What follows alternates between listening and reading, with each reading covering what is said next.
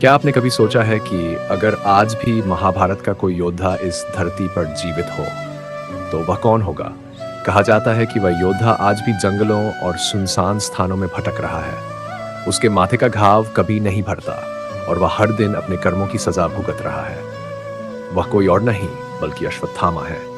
लेकिन क्या सच में अश्वत्थामा अमर है? और यदि हाँ, तो उनके अमर होने का रहस्य क्या है? आइए जानते हैं।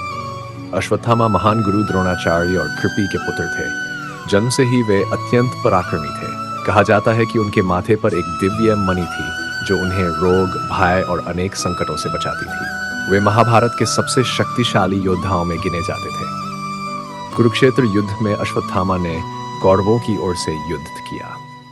जब उनके पिता द्रोणाचार्य युद्ध भूमि में वीरगति को प्राप्त हुए, तब अश्वत्थामा के हृदय में प्रतिशोध की आग भड़क उठी।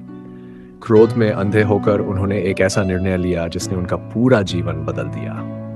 रात के समय जब पांडवों का शिविर सो रहा था, अश्वत्थामा वहां पहुंचे और उन्होंने पांडवों के पांचों पुत्रों का वध कर दिया। उन्हें लगा कि उन्होंने पांडवों को समाप्त कर दिया है, लेकिन वास्तव में वे उनके पुत्र थे।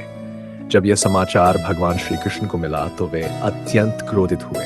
श्री कृष्ण ने कहा कि जिसने सोते हुए और निहत्थे लोगों की हत्या की है, वह कभी सम्मान का अधिकारी नहीं हो सकता। इसके बाद श्री कृष्ण ने अश्वत्थामा के माथे से उनकी दिव्य मणि निकलवा दी। फिर उन्हें ऐसा श्राप दिया जिसकी कल्पना भी कोई नहीं करना चाहेगा। श्राप यह था कि अश्वत्थामा हजारों वर्षों तक इस पृथ्वी पर जीवित रहेंगे, लेकिन उनका जीवन सुख का नहीं, बल्कि अंतहीन पीड़ा का होगा। उनके माथे का घाव कभी नहीं भरेगा, कोई उनका साथ नहीं देगा और वे अकेले भटकते रहेंगे।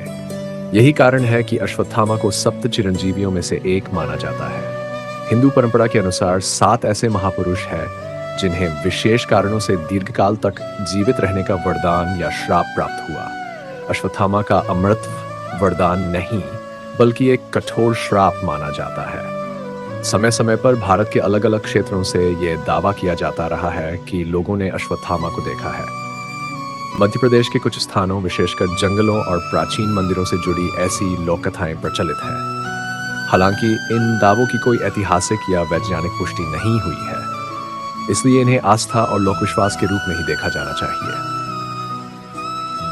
अश्वत्थामा की कथा हमें एक गहरा संदेश देती है।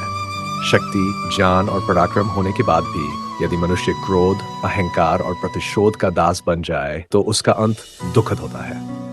एक क्षण का गलत निर्णय जीवन भर की पीड़ा बन सकता है। इसलिए महाभारत हमें सिखाती है कि सच्ची विजय केवल युद्ध जीतने में नहीं, बल्कि अपने क्रोध और अहंकार पर विजय पाने में है। अब आप बताइए, क्या आपको लगता है कि अश्वत्थामा आज भी इस धरती पर जीवित है, या ये केवल एक प्राचीन लोक कथा है?